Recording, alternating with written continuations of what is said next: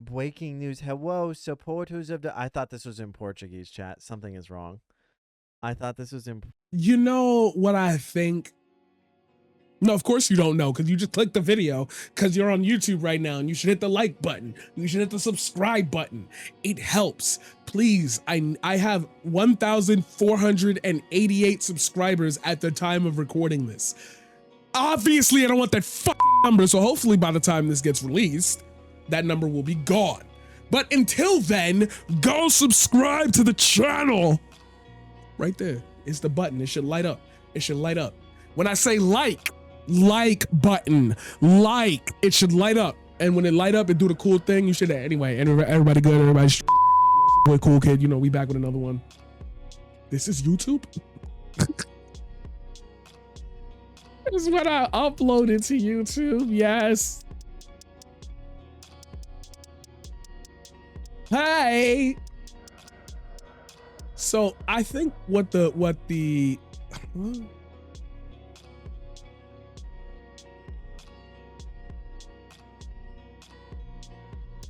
okay, I think I'm starting to understand.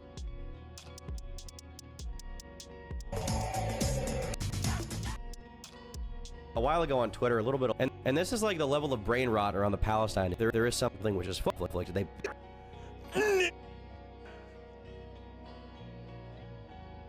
What the f? Okay, so I'm starting to get this. I'm starting to understand this just a little bit too much. Turkey Tom minutes after his I Hate YouTube sponsored video when brands started reaching out. For you. 8 million people die from smoking every year. 3 more million die from alcohol. No one have ever died from gambling. This is because gambling is healthy for you. Okay, I'm starting to understand this. So I know that reaction YouTube, commentary YouTube, used to be a very pivotal part in, I'm gonna have to relitigate some things to get my point across. But for those of you who say, I don't like the fuck, I don't like the yapping, you be yapping too much. Here's the point of what I'm gonna say. While we could talk about the dead internet, theory, I actually believe that it's not a dead internet that we exist in. I think it's an internet overrun by kids.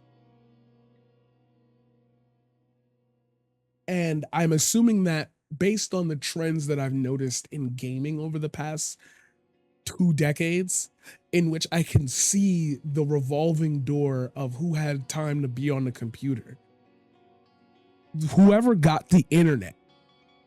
Let's say you started having PCs around 2009. It's definitely before that, but we're going into graphical architecture is becoming something of a commercial commodity. So we'll go as far back as 2009 for the safety of my thoughts. I can see the revolving door of high school kids become college kids, new crop of high school kids. So 2009 to 2013, 2013 to 2017. That's one group.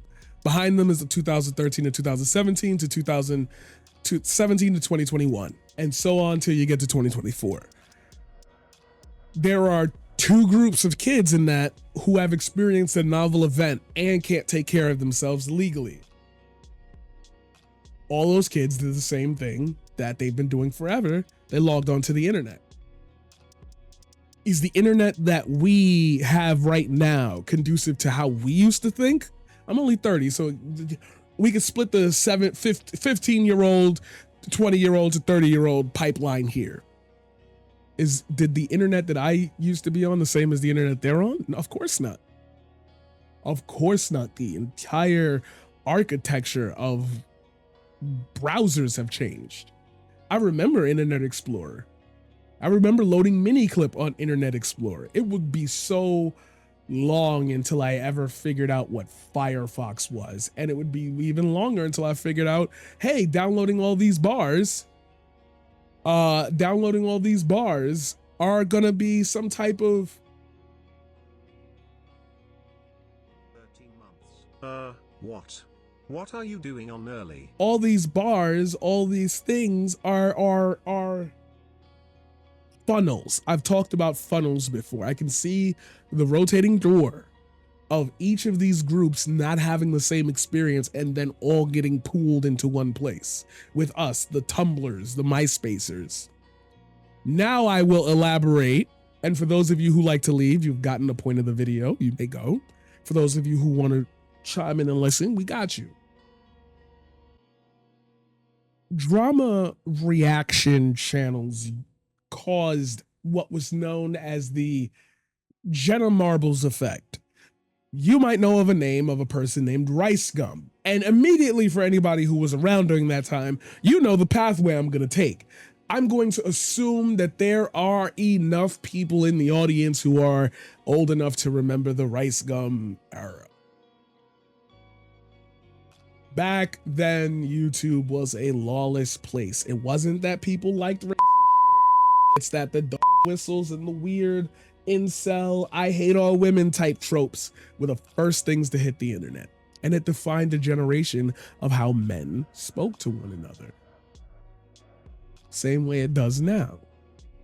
However, there's a comparatively marketable difference. In this day and age, live streaming is a component. Back then, commentary channels had to wait for an interaction between the two people who was beefing. Whether it was a call out video, whether it was this, whether it was that, there had to be a reason. There had to be a cause of some sort. And these causes started overlapping each other. There was no way that reaction channels could peel out enough drama because there wasn't, and it was all pre-planned. It was scripted. You know what I mean? It was, oh, I make a YouTube video, I watched it, then I responded. I make a YouTube video, depends on how fast you edit.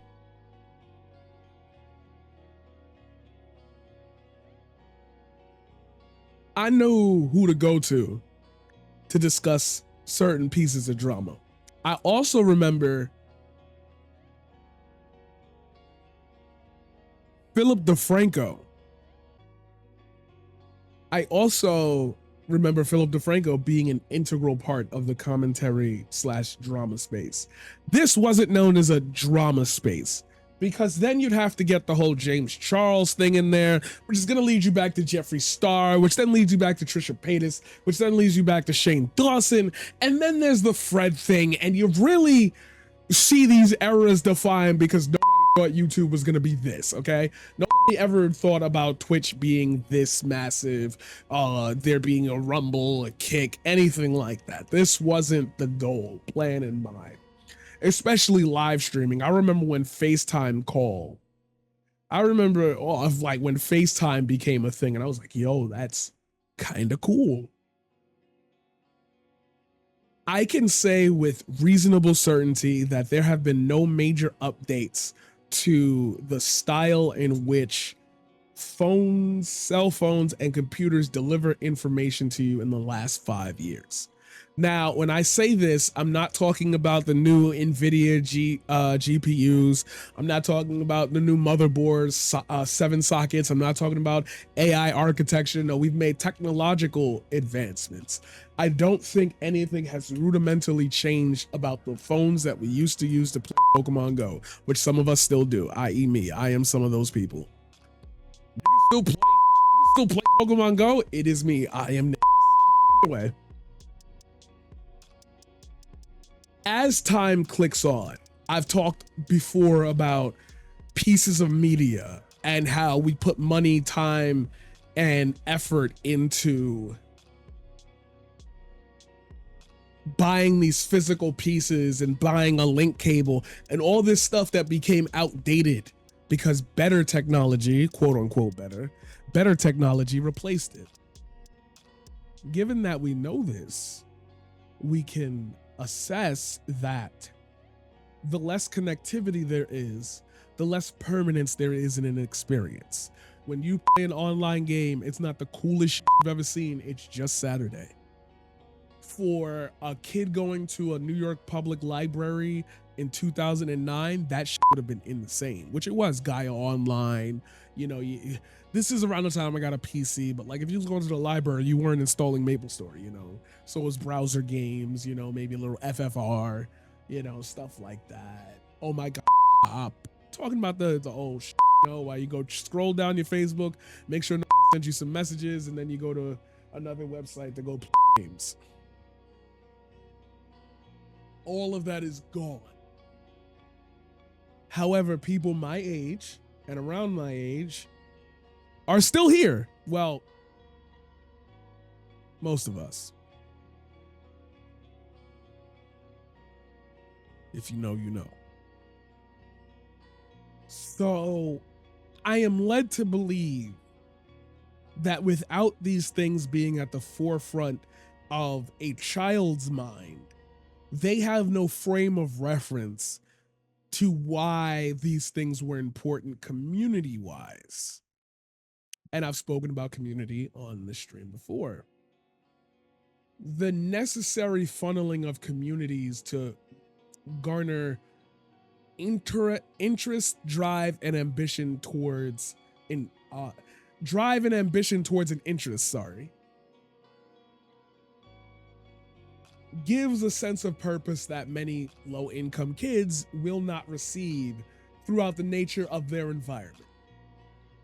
Repairing Miss Johnson's window in the suburbs means that Miss Johnson will hit you up for little odd jobs and probably end up giving you like $100 for like mowing her lawn or some shit. Excuse me. You're not getting that in the hood. Ain't no lawns to mow. So by default, I can't even make examples that exist in one place that don't exist in the other.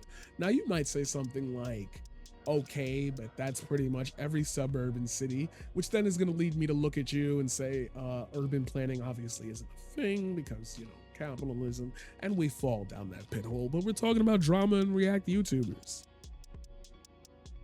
Say all this to set the stage. It's 2009, you're logging on to YouTube and you see that one YouTuber has finally responded to the criticisms launched by another YouTuber. You watch both back to back. You sit down at your computer. You may take your webcam, you may have a nice little camera, a Zoom camera. You might have a Zoom camera, and you put it down and you record your reaction.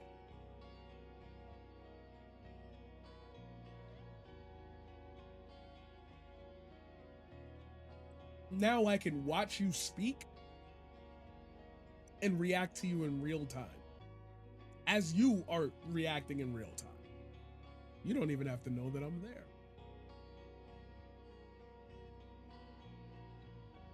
This kind of effect is easy enough to parse through for me and regular internet users because we know it's all show and tell. We know it's all, you know, this would never really exist in the real world because these people wouldn't have these conversations in the real world.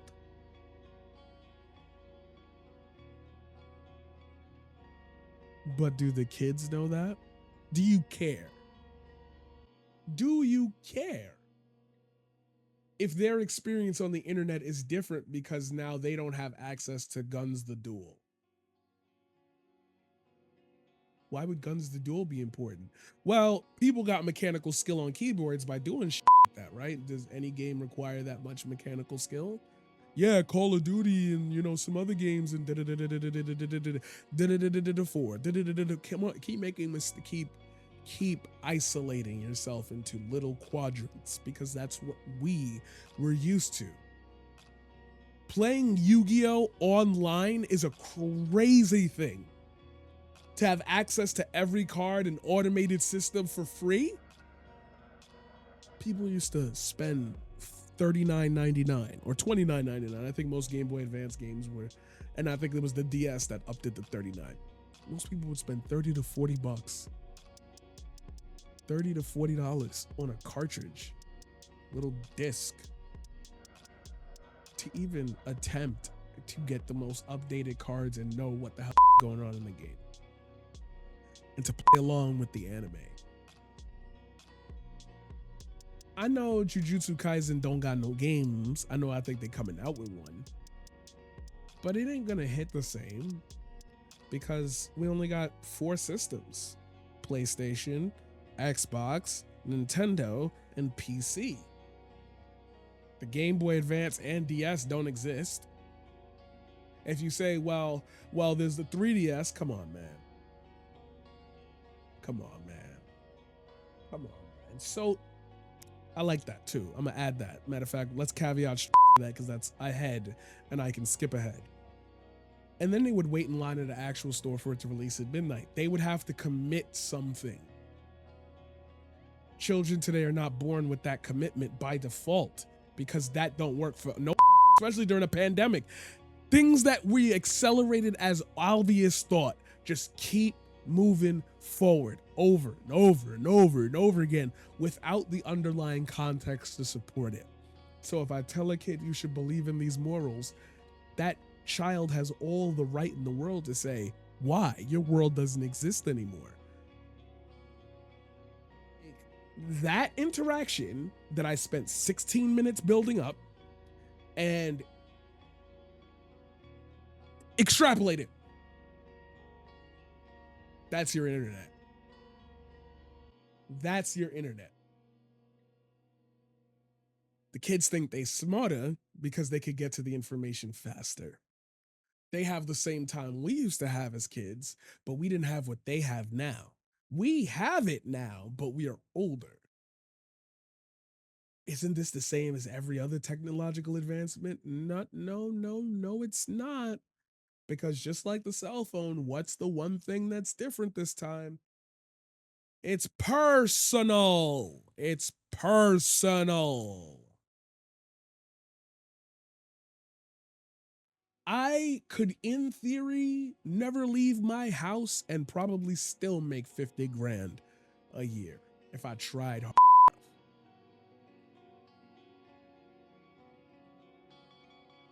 While ease of access is better across the board, we're not old enough to be able to impart the wisdom of the old age. The old age was only 5 years ago.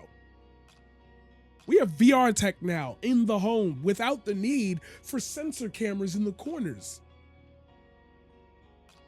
Don't you think that young people would be a little bit like, I don't know, restless, given that the entirety of the world that we grew up in is now just as streamlined as ever?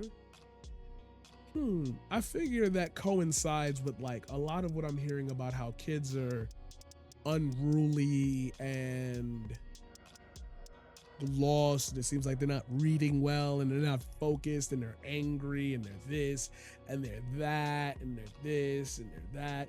That and the pocket version of information is susceptible to echo chambers. But everything's susceptible to echo chambers except your interests. Oh, you thought I wasn't gonna bring it back. You thought I was just mumbling. If y'all listen when I talk, you may not be able to follow it, but I will just tell you out loud, here's the point, here if you're not listening. Can't have echo chambers when it's something you like. You know why? Because what the does trans people have to do with corn chips? What the does trans people have to do with Overwatch? What the does trans people have to do with core hydration water? The trans people got to do with Street Fighter? The and once you start noticing that people come into your space that add negativity and start driving you to a certain point and belief and that and this and that, you say, my interest has nothing to do with that. If that's the energy you're bringing, I don't with it. You grow up, you learn a little bit more, you see that same person. Yo, you're not on that same tip, right? Yeah, I am, but I know a lot more now. I could tell you why I was right back then. And you don't even have the moral compass to entertain it. Are people becoming incels and is the world becoming more isolated because the libtards have taken over? No. The amount of people that we used to cycle through on a daily basis has grown exponentially. At some point, no matter if you're 13,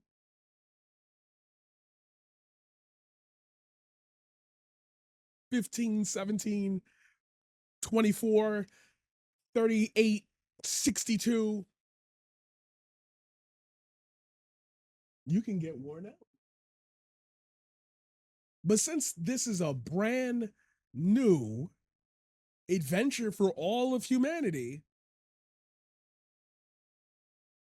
there's nobody to teach anything about it. There's nobody who's thinking about it because it never existed. It's not a paradigm that anybody had to worry about. The old heads had the TVs and the newspapers and the brand new cable channels and the VCR and the DVD player. We don't even have disk drives in our computers anymore, and we're all right with that. And just as this chatter said, everything is an echo chamber when you're told to stay inside for 2 weeks. That collective trauma accelerated lives in ways that we will never understand. Because we were never built. Never built. The old heads ain't gonna be able to make it. You got the old, we supposed to look at that and say, oh my God, there's still people, like, I can remember this, not to say that I've seen it, I've just seen footage. People still complaining about those 2 weeks and hung up on something that is long past. Trauma does that. And I keep saying, or the general gist, sorry, I'm gonna lose my track of thought.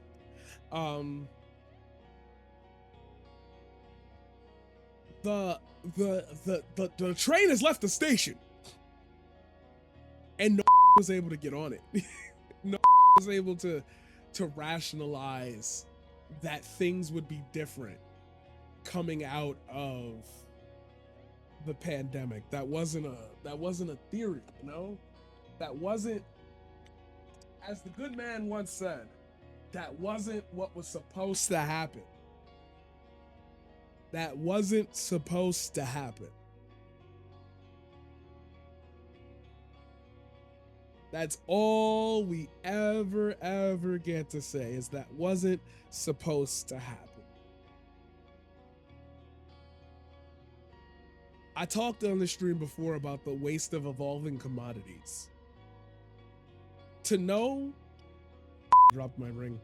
To know that we used to spend money on, like, per minute, to know that we would have to top up our minutes,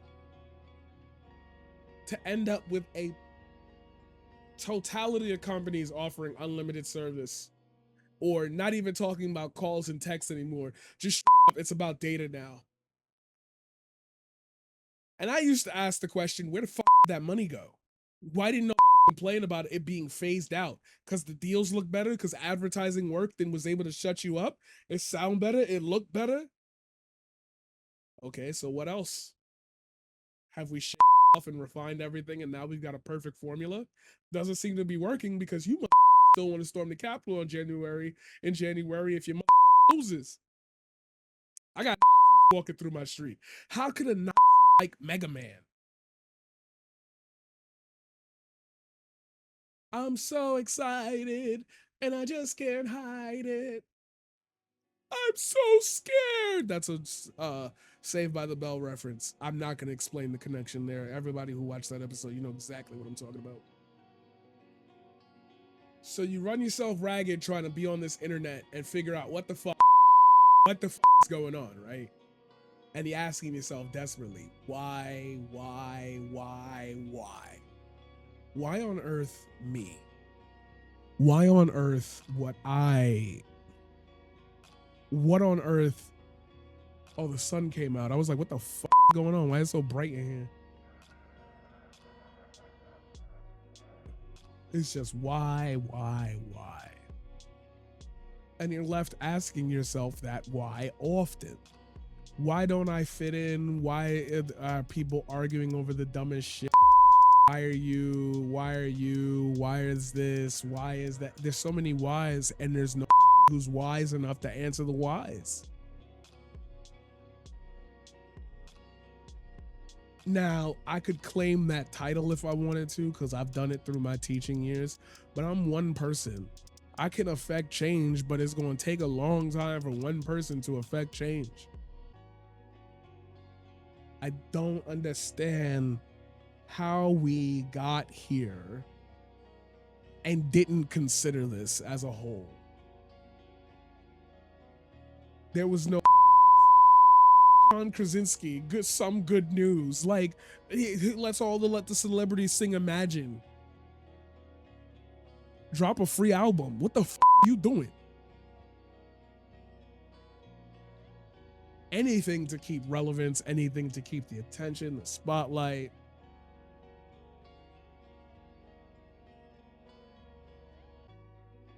But y'all want to sit here and talk about how trans people are like evil? I don't